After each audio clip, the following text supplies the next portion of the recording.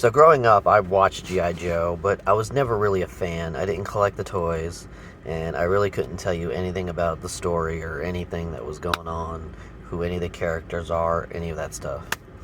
Um, I dabbled in the comics a little bit. I've been collecting digitally the IDW run because it looks good, but there's so much shit to do.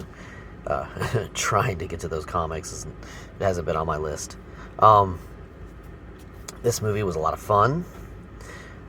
It was nice to kind of see, like, it's kind of like a side story, kind of like an episode of the cartoon, really, because the Cobra trying to get the Sunstone, that's kind of like a crazy thing that would happen in the cartoon. I was really I was just like into it. I was interested and I was watching it, because the story, I was looking at what characters they're going to draw into this and how they're going to relate to the overall G.I. Joe plotline. And when the one girl says, you got that face, it's like a shadow before a storm. I'm like, oh, that's Storm Shadow, and he's Cobra, so how is he going to become Cobra? And I was really interested in watching to see what happens with that. And I definitely want to go home and check out some of the characters to see, like, if they actually matter to the overall G.I. Joe story.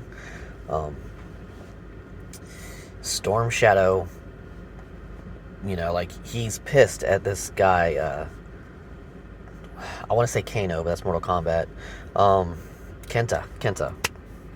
So he's pissed at this guy Kenta, who betrayed his clan and I guess like tried to seize power for himself and then got banished.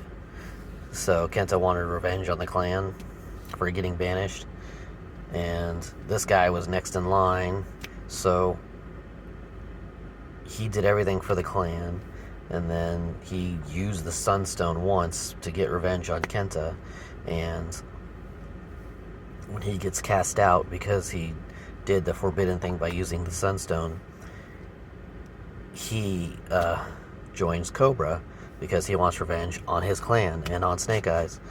So, and I was really interested to see, like, oh wow, they were good friends, they trusted each other.